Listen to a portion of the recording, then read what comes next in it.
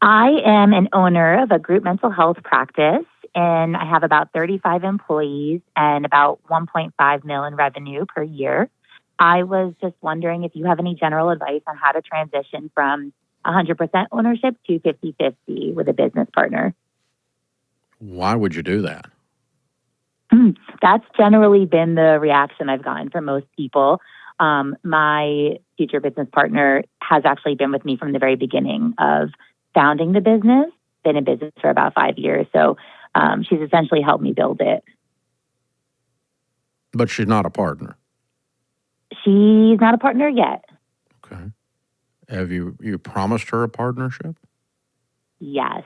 We have an operating agreement in process, got the business valuation, and we have just a couple steps left. Okay.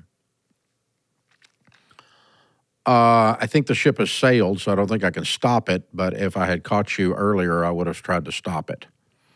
Okay. I think you'd have been better off to let her get paid off of the bottom line and share in the profits as if she was a partner, but not screwed this thing up with an equity position, particularly a 50-50 equity position. Anything with two heads is a monster. Yeah, I've heard you say that before. And you've heard me say that the only ship that won't sail is a partnership. Yes. Yeah. So you talk about it being different for like the group practice, like doctors. Not a mental health group practice, more of a medical setting or a, no. And she's not a practitioner anyway. She's an operator, right? She is a practitioner. Oh, she is. Okay. All right. Mm-hmm. Well, I mean, what I would do is get some best practices from the medical community then and try to model it after. There is some unique, some unique ways and actually some unique types of corporations that you can use there. And I don't know enough about it to tell you other than I know they exist. So if I'm you, I want to get with someone that helps people in medical practices structure these operating agreements and make sure they're proper. Okay. And do model it like a, two OBGYNs that went together or two dentists that went together or whatever, that kind of thing. Model it after something like that and put that together. And hopefully that'll give you the proper operating. The problems you're going to run into on a practical, tactical level, even after you do that, and you need to make sure you address those while you're doing this, okay, is who has operational control? Mm-hmm. Right. And who, in case of a tie, who wins, in other words.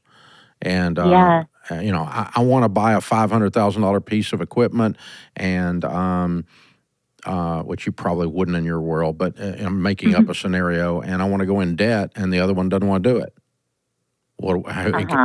Who decides then? We both got 50%. Who decides? So that needs to be addressed in the operational agreement. And my suggestion would be, in case of a tie, the founder wins, you. Okay? So it's pretty much a 51-49 idea rather than a 50-50 idea. But somebody, you gotta solve that on a practical level. So if you run in a more practical thing, and yours would not be equipment, it would be, I want to move to a different location and the rent's double. But I think we get more clients. Well, I don't. I like this location. Now what do we do? That's the kind of stuff that's going to come up. Right. I want to add some payroll and some assistance, and so we can make the office run more efficiently and whatever. I don't. Well, now what are we going to do? All that kind of stuff. That's the kind of thing I want you to solve for. Then the second thing you've got to solve for is all the possible negative events of life. We call them the Ds. The Ds. They all start with a D. What happens in the event of divorce? And the judge says that your partner's spouse now owns half of your thing. Oh, that ain't cool. Okay. Right. What happens in the event of drug use? You find out she's doing cocaine. What happens in the event of disability? There's a car wreck and she's unable to practice. What happens in the event of death? What happens to her share then, your share then? What happens in the event of default? I just don't want to work much anymore. Or disinterest, the same thing. I don't want to work much anymore. Well, I think we both agreed that we were all going to work all the time. No, I know, but I'm just kind of tired and burnt out, and I think I'm going to take a 4-year sabbatical, and I'm still want my profits. That kind of stuff. What are you going to do with that? You got to have to deal with these exit strategies, and disinterest could be I just don't want to be here anymore. I want to move to Oklahoma, and so okay, well, what will you do?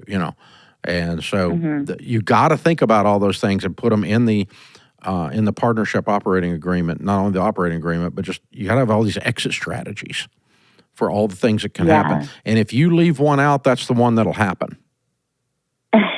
Of course. There's no exceptions. You're in a world where you see people every day who have experienced things they thought they would never experience, right? Absolutely. Yeah. Yep. Apply that to this. You're not the exception. Just because everything's hunky-dory right now and we're all in love right now doesn't mean it's always going to be that way. Yeah. So we've been talking about that. Hopefully it will be. We got 2 mental health professionals. For God's sakes, hopefully they can get along, right? So, but that would at least be the starter goal. But let's just assume everything goes bad, and if we can stomach the strategy in each of those things I talked about, and even more, in the event of a negative situation, and both of us can stomach and go, okay, that I can live with that if that's what happens.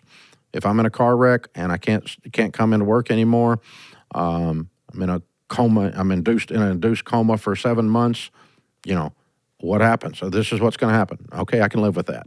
Okay, I mean you got to think that stuff through because this is the stuff I have seen coaching businesses for the last 15 years around here. We see all the negative things turn up, and it's why I hate these things. But I think you can find good answers to all of those questions by following some best practices in the medical field. Those are the partnerships that I have seen survive. I don't know that I can necessarily lump in mental health professionals, but I guess it's logical that you would fit in the same bucket. But I mean, like 2 heating and air guys doing this, the number of them that make it 10 years is almost 0. 2 guys starting a construction company, the number of them make it 10 years almost 0. The people, two guys having a cup of coffee or a beer and they decide they want to be in business together, it's a bad idea.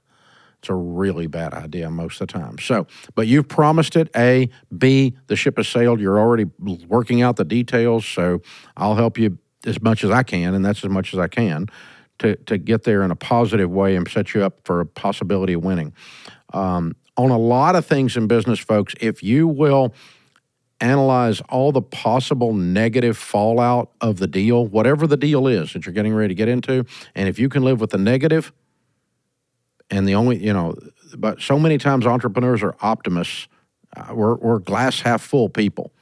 And so we figure out this is going to work, and this is going to work, and this is how it's going to work, but we never think about if it doesn't work, what's going to happen. And if you'll just go worst case scenario on your decision-making paradigms and your decision-making your framework, go always look at a worst case scenario as well as a best case scenario. And if you can live with both, then we've got a possibility we go forward in the thing. And that's kind of what we're applying to this exact question here, this nuanced question.